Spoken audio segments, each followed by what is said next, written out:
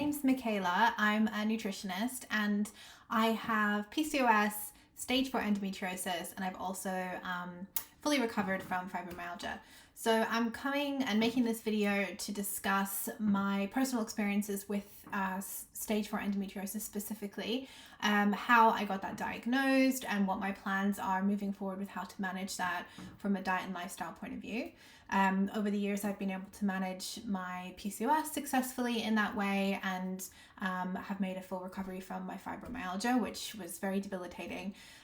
So I have high hopes for the management of the endometriosis, and I've worked a lot with that condition over the years as well with people. So I'll put some information below or a link so you can read more about my experience with fibromyalgia if you're interested in that. But specifically to the endometriosis. So like many people who have endometriosis, I started my periods when I was very, very young. I was still in primary school. From memory, I think I was the only person in my class who'd had their period. And, you know, for my kind of age group at the time, it was really embarrassing to have a period. So we didn't really talk about it. I started, quite young. To begin with, they were okay. But by the time I sort of got into my teens, my periods were absolutely terrible. They were, got to a point where I wouldn't be able to go to school. And then when I was working, I would find it really hard to go into work.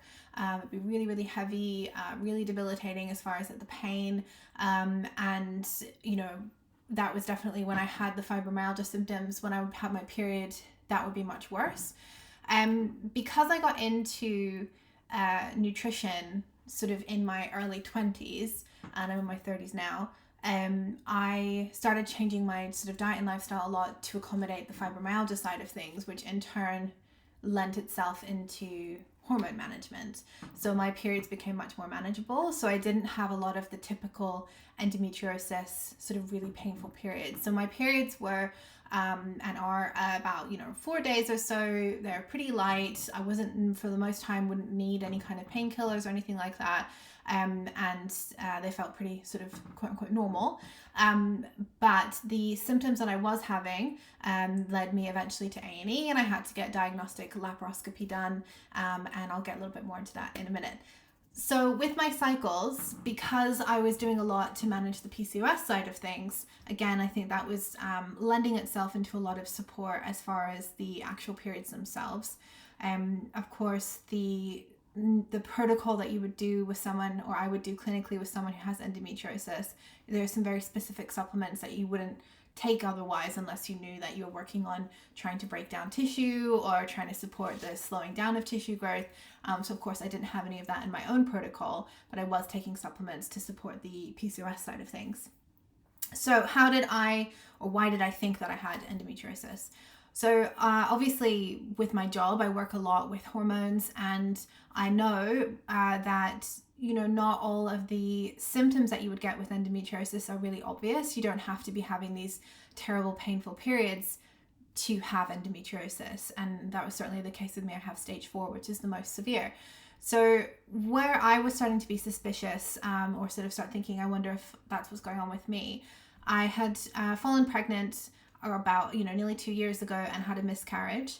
And since then haven't been able to get pregnant since. And, we'd had some of the initial checks and there wasn't really anything really obvious behind why we were not being able to get pregnant again. And I had started getting quite a lot of pain in my left side around ovulation. Sort of, it's quite normal to have a little pang when you ovulate, but it was getting to the point over the past 6 months or so that when I would ovulate, it would become quite painful and it would last for a few days. And what I was noticing was that period of time was getting a little bit longer each cycle. And certainly in the laparoscopy that they did, they found on the left ovary there are 2 types of cysts. One of them is an endometrioma, which I'll go into in a little bit. But that particular ovary is stuck to a lot of things. It's stuck to the uterus, and stuck to some of the bowel. It was stuck to, or is stuck to, the wall, and the fallopian tubes as well are buried in tissue. So, it makes sense. Of course, when I was ovulating, I was having a great deal of pain and discomfort in that area.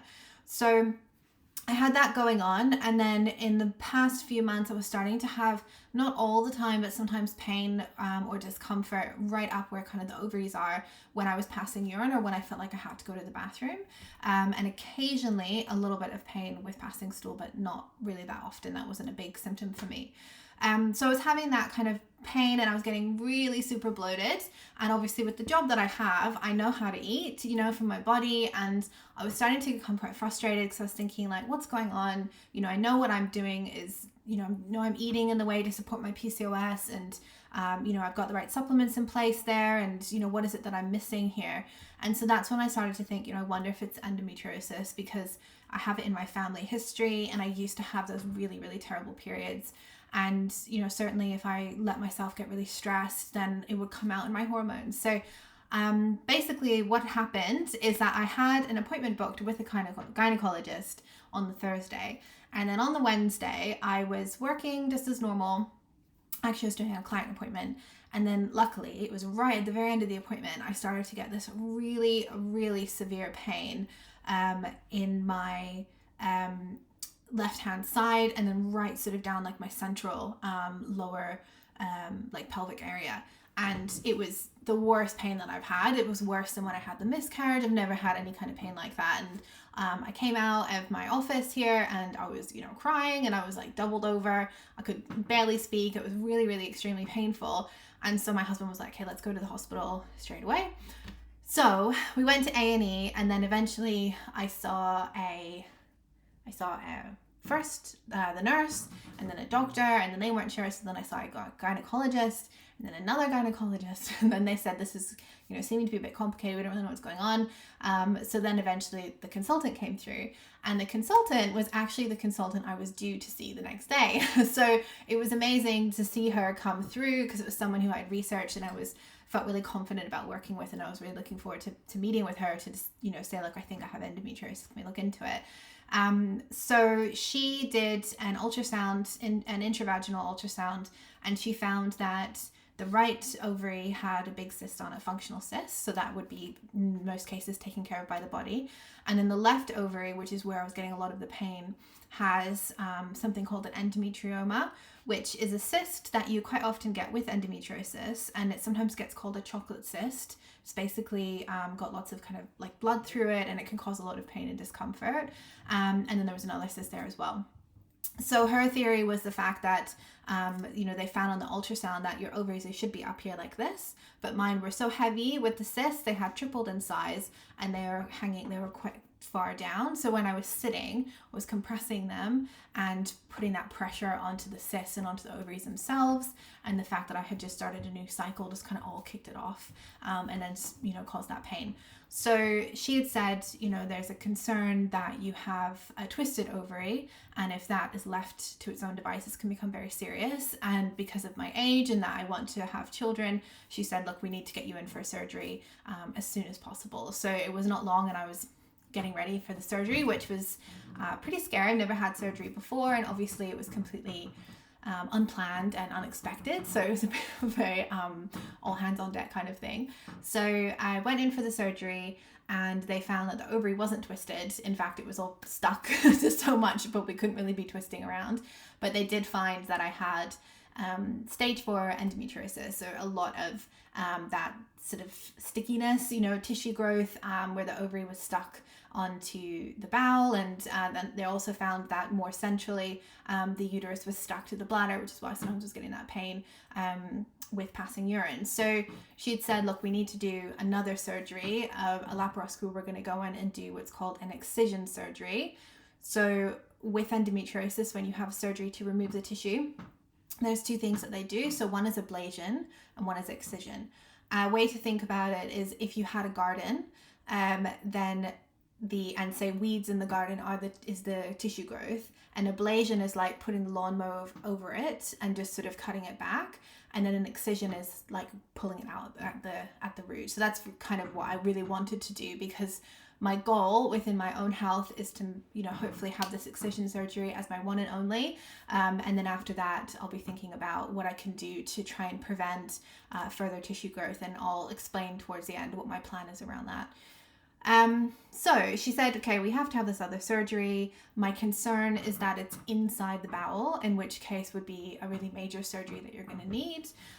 So we need to get an MRI done as soon as possible to find out if we're going to need, a more invasive surgery that would go beyond a keyhole, like a laparoscopy. So I had to get the MRI done, and that was honestly a really scary few days waiting to find out what kind of surgery I was going to need. I was really fortunate that it has not actually invaded the bowel. There's about 12 centimeters of tissue adhered to the bowel, but it's nothing actually is inside it. So that's a huge relief. And honestly, once you said that, I was like, okay, do whatever you need, as long as my bowel's being left alone, I'm happy. They also confirmed there wasn't any in the diaphragm or in the kidneys or the liver, anything like that, because endometrial tissue can actually go quite far across the body. So my next step is the surgery. So what I've been doing in preparation for the surgery is really, really working on my immune system and trying to get myself feeling as strong and healthy as I possibly can. I'm also working on trying to support my body with the sort of slowing down with any further tissue growth, and working on trying to decrease the size of the endometrioma that I currently have. So the work I'm doing on endometrioma is based on an Italian study that was done on a group of women with endometriosis who have an endometrioma and that big cyst. And they were given this supplement over 3 months, and most of them had found that the endometrioma had shrunk quite significantly, to the point that many of them actually canceled their surgeries. My goal is not to cancel my surgery. I have the endometrioma and a lot of tissue, so I want to have the surgery to remove everything. But it was very encouraging when I had the MRI back that the endometrioma is smaller than it was just about a month ago. So that's really encouraging for me, and also great for me to know for my clients who have endometriosis with future protocols. So I'm working on my immune system. I'm really working on that inflammation. With endometriosis, the tissue itself is hugely inflammatory. It's giving off inflammatory cytokines. So for me, and typically with endometriosis, you're kind of waking up in the morning with that disadvantage almost, that you're kind of have that inflammation going. So there's that side of it with the management of endometriosis, thinking about the inflammation, thinking about my immune system pre-op, trying to get as strong and healthy as I can. I'm also thinking about my hormonal balance. So for that, it's a little bit almost of a misconception with endometriosis that if you have it, you are by default really estrogen dominant. And I have done a lot of hormone testing over the years with women who have endometriosis and found that that's not always the case. So I didn't want to make the assumption with myself that because I have endometriosis, I must be really dominant in estrogen, and so I need to take lots of supplements to try and work on that. Instead, what I've done, and luckily I was actually doing it just before everything kicked off, have been doing hormone testing that I do in my own clinic with clients, where you take a sample almost every day of a month. It's a urine sample, and then that tracks my cycle with my estrogen and my progesterone, so I can see sort of how it's fluctuating throughout the month. And it also breaks down the different metabolites of estrogen. So some estrogen metabolites like 4 and 16-OH are reactive, and then some are protective. So you can kind of see what's going on there. So once I get those results back, I will then be really zooming in on my hormones and trying to work on supporting them in a really, really targeted, very specific way. And I'd be doing that with supplement work. The other thing that I'm doing from a dietary point of view with hormonal support is that I have stripped dairy out and red meat. Dairy, especially cow's milk, has estrogen in it and growth hormones, and that can potentially contribute into the growth and just sort of confusion within hormones. So I'm just trying to make things as simple as possible for my hormones and as uncomplicated, and no extra messages coming through. The other thing I'm thinking about is red meat. So I'm mostly moved into pescatarian with poultry and eggs. Again, red meat can have a little bit of that sort of pro-inflammatory and sort of hormone disrupting aspect. So I've taken that out. And lastly, I'm thinking about the autoimmune component to endometriosis. So if you think about sort of hormonal health in layers, on the top layer we have the endometriosis symptoms. So that can be variety of symptoms depending on the person. Underneath that can be coming from the hormonal dysfunction that occurs with endometriosis. So hormonal imbalances, tissue growth, and then the inflammation that tissue growth is causing.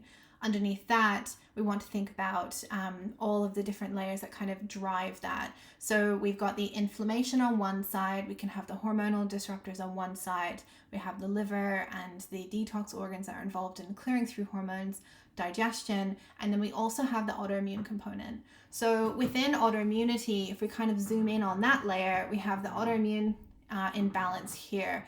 And when there's an autoimmune imbalance, even if we deal with everything up over this side, we still want to deal with the autoimmune aspect and not ignore that side of things. So that's definitely something that I'm working on as well. It's called the Th1, Th2 imbalance. And typically every autoimmune condition, aside from lupus, is Th1 dominant. So my goal with myself is working on reducing that Th1 cell production and really supporting immune modulation. And then underneath that, we have the gut. So the gut wall is involved in your immune function and can also contribute into Th1, Th2 dysregulation. So that is my story with my endometriosis. I feel really excited about getting this next surgery done. My goal, like I said, for now in the lead up to the surgery is to really try and support my hormones as much as I can in my immune system, get myself mentally prepared for the surgery as well. And then once I've had the operation, my long-term goals will be around fertility, but in the sort of 4 to 6 months afterwards, my goal is really going to be around just supporting my hormones, being as gentle as I can with myself, and really thinking about that hormone clearance through the detox pathways, thinking about my digestive health, my immune modulation, so the autoimmune component, and then the hormone balance itself. So we really want to think about the body as one big system as opposed to one little system. The hormones do not work in isolation. They're related to lots of different areas. So I think in one way, it's a bit of a testament that you can actually do a lot with diet and lifestyle to when you do have something like endometriosis, if sometimes it's not able to be operated on or there's long wait times, to manage the severity of the cycles. Equally, I feel really lucky to be getting the surgery and I really want to make the most out of it. So that's my story at the moment with endometriosis, and I will keep you all updated about how the surgery goes, and I'll do another video in a few months' time once I've had the operation to sort of update on how I'm going. I'm also going to do a short video on what to pack in your hospital bag for a laparoscopy. Before all of this, I would have clients who were getting this procedure and I would give them recommendations, but now having been through that myself, I definitely have some more additions to add into what to take with you to the hospital and to support in that recovery period. So do get in touch. I'd love to hear from you if you have endometriosis or you think that you might, or you have PCOS and you're not sure how to manage things. I would love to hear from you and to potentially help you in that area. My plan for myself does not include hormonal treatment. When I was younger, I tried lots of different types of pills, and I had the implant and the injection. Oh, sorry, not the implant. I had the injection and lots of different types of pills, and I always had an absolutely terrible time with them. So my goal, and obviously because I want to try and conceive in the future, I'm not planning on getting a coil or any kind of hormonal treatment. There, I want to try and support things naturally once I understand what the lay of the land is hormonally. So yeah, thank you so much for, being part of this experience with me. It's a little bit cliched, but it really is a journey when it comes to any kind of chronic health condition. I feel, really optimistic about it. I definitely had a time where I felt like, I can't believe that I have another condition I have to manage and this is really crap. And, I felt a bit sorry for myself, and I think that that's fine to feel that way and important to allow yourself to have that and to have those emotions. But now that I've kind of gone through that, I'm on the other side and I really want to just take control of it, like I did with my fibromyalgia, and, get myself to a point where I can be asymptomatic from endometriosis. Thanks so much. I'll put some information below for you if you want to follow along with my journey. I'm very active on my social medias, and I'm going to be doing some talks in the new year as well. Bye-bye.